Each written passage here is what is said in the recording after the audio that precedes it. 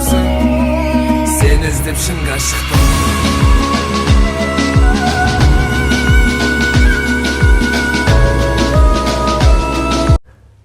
Ассалаумағалейкум достар, сіздермен Қазақ Орда каналым. Видеоны басып сіздерден де қолдау күтеміз. Біздің арнаға жазылып, және де лайк басуды ұмытпаңыздар достар. Сіздердің барынша тек аямай қолдап жіберсеңіздер болғаны. Және де біздер сіздерге өзіміздің әдеттегідей сұрақтар қоятын боламын. Кім мықты рубрикасын жасыратын боламын. Жауаптарыңыз енді төменгі комментарияда жазып кетіңіздер достар. Енді сұрақ бұл жерде Криштиану өзінің карьерасында ең көп, осы 4 команданың ішінде ең көп гол соққан командасын атасаңыздар болғаны. Бұл жерде варианттар Атлетико де Мадрид, және де Севилья, және де Портсмунд, және Интер Милан. Осы 4 жауабың ішінде біреуі дұрыс. Жауаптарыңызды төменге жазып кетіңіздер достар. Бүгін бізде FIFA Mobile'дан алдыңғы күні жаңа событие шыққан еді. Және де менің достарым сіздерге көп жандар жазып жатыр. Оғызыр түсір кімді алуға болады деген сияқты көптеген сұрақтар қойылып жатыр. Бұл жерде енді бастайтынымыздай алдыңғы событияға ұқсас 3 приложение шығарған. Және де солардың ішіне ең маңыздысына кіретін боламыз. Бұл жерде енді Лига Чемпионов деген бұл енді FIFA Mobile'дың және футболдың бір керемет мерекесі десек те болады. Сондықтан да бұл жерде енді FIFA айналып кете алған жоқ. Және бұл жерде көріп отырғаныңыздай основада Ван дер Сар және де Бес деген кумирлар тұр. Бұл жерде Ван дер Сарды алуға болады. Пизданат себебі бұл жерде пизданат ойнайтын жетон ПГ деген өзінің жетондары болады. Соларды жинауға тырысатын боласыздар. Бірақ бұл Ван дер Сар ауысып кетуде мүмкін дейді. Ол да нақты емес. Сондықтан да астына уақытта жазылмаған, бірақ ол да FIFA-ның бір сыйлығы болуы мүмкін. Ауыстырып жіберсе де таңғалмаймыз, және де жаңа ойыншы кумирларды қойып қою мүмкін. Сондықтан да сіздерге мүмкіндік бар. Күндегісіне жіберсеңіздер, әйтеуір жақсы қақпашы, Ван дер Сардың статистикасы да жақсы. Бірақ маған усилениесі ұнайды. Бірақ алып жатсақ енді оны көтеруге тырысатын боламыз. Бойы деген 1.97. Сондықтан да сіздерге сәттілік. Бұл ойыншы және бұл жерде бір айтар кететіні, бұл событияның бір жақсы осындай бір видеороликке жаңа ойыншыларды қойыпты. Өзі 95 плюсте.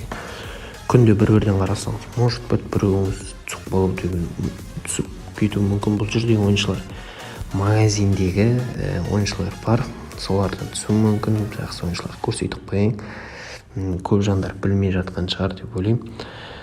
Магазиндегі жаңа ойыншылар бұл жерде мына жерде шығу керек. Міне Орсич, Серхо Роберто, Джо Харттың өзі жақсы қақпашы. Тем более ойнап қоюға болады. Бір көтерсеңіздер, жақсы ретпен көтерсеңіздер тұрып беретін қақпашылардың бірі. Және тағы не айтадым, бұл жерде әйтеуір іш пыстыртпайды десек те болады. Мына жерде матчтар берген, группа таңдайсыз. бір аптаға береді, бір аптада 32 матч барлығын ойнайсыздар. Еш қиындықсыз күніге әйтеуір осы біреуін бітірсеңіздер тақағанда жазады. Және де Европа лигасында да бар. Көрдіңіздер, оңай бәрі боттар, ондай алып батқан жоқ. Тек жастардан жақсы ойын ойнасаңыздар болған. Және де бұл жерде Гулит бар. Гулитке 3-ін орындайсыздар. Оңай, бірақ енді келесі турнирді алатын боласыздар бір аптадан кейінгі. Енді бұл жерде Лига конференцияны айтпай қойын, ол түсінікті сияқты уже бірден. Және де бұл жерде награды дегендер де бар. Наградалар бұл жерде 103 деген рейтингтар бар. Өте керемет ойыншылар. Бұл жерде 1100 очко жинау керек дейді. Бірақ сіздер келесі турнирге шейін 100 плюсті алуға болады келесі турнирларда. Бірақ енді білмеймін, осы турнирде жақсы ойыншылар Ливерпуль және де Атлетико сияқты емес, одан алдыңғылар бар. ПСЖ да бар, және де бар. Бавария сияқты, Барселона сияқты ойыншылар бар. Может, сол жерде жақсы ойыншылар шығып қалуы мүмкін. Әлі асықпаңыздар, өздеріңіздің ұнап жатса алуға болады енді. Бұл жерде Саканды айтуға болады. Бұл позициясындар, бұны басатын ойыншы жоқ. Статистикасы да жақсы. Және де бұл жерде будущий группалар бір аптадан кейін шығатын болады. Және де бұл жерде приложение бар. Приложение бұл жерде пактар сияқты ол. Окампос, Дио, Жота сияқты ойыншылар. Бұның өзі сіздер Вандерсардың осы керек очко, осында құрту керек деген очколар ғой енді. Бірақ білмеймін, бұл ойыншыларды алуға бола ма? Бұның өзін бір апта қиындау. Бұрындары 100 сондай очко болатын еді, ашылу. Одан сайын көтеріліп жатқан сияқты, мыңға жетіпті. Ертең таңғалмайым 2000, 3000 деп. Және де Еуропа лигасында да сондай ұқсас. Бұл жердегі очколарды жұмсайсыздар, жақсы ойыншылар бар. Еуропа лигасын білмеймін, бұл жердегі наградалары жақсы, бірақ ойыншылары кішкене шамалы. Леген Фрицада бар, бұл жерде де бірге очколар бар. Жинап қоюға сияқты жұмсап жіберуге болады бұларды да. Сондықтан да көрдіңіздер, және Леген Фрицаны айтып кеттім. Және де бұл жерде енді үш карантинін алып тұрсыздар ғой, енді шыны керек тек ойнасаңыздар болғаны.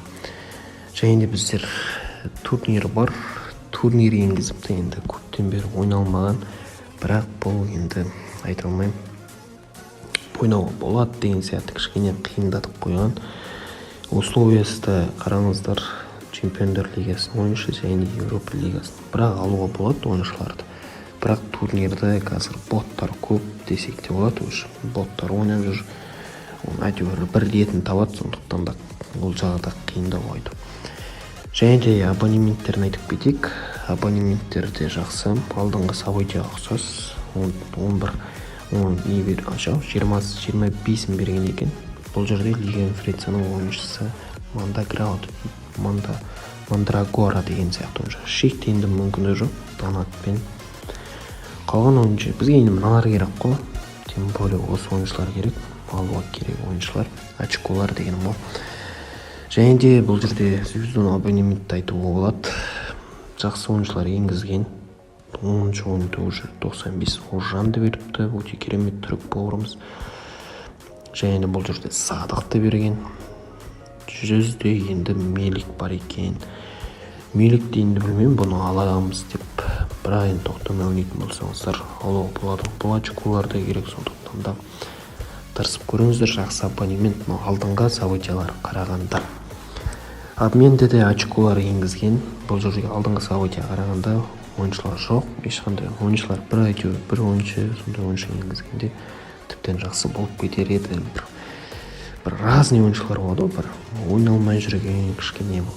Сонда енгізіп қойғанда кішкене жақсы болар еді.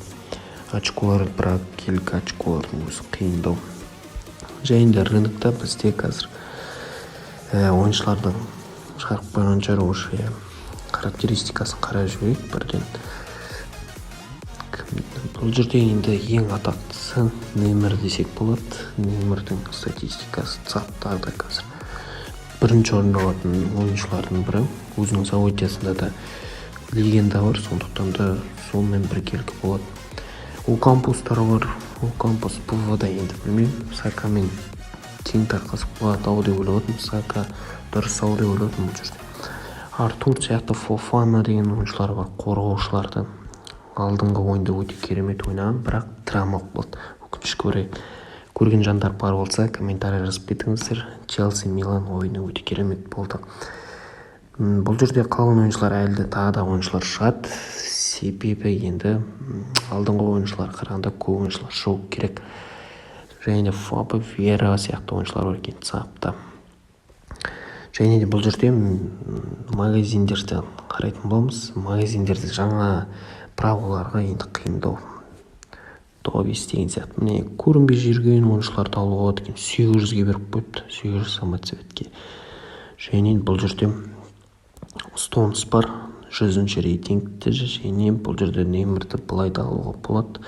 Бірақ ол енді донат арқылы. Бұл жерде болды. Осылай достар, кішігірім озыр жасадым. Сіздерден тек лигаға қосылам деген жандар бар екен, алдыңғы неде айтылып жатыр. Және де группа бар, WhatsApp группа қосылам десеңіздер, осына тастаңыз. Және де сіздердің осы чатқа нөмір телефондарыңызды жазып берсеңіздер, мен өзім автоматически қосатын болам. Осылай достар, видеоны алса каналға тіркеліп лайк басуды ұмытпаңыздар. Қолдау көрсетіп шаршамаңыздар достар. Келесі кездескенше сау саламатта болыңыздар.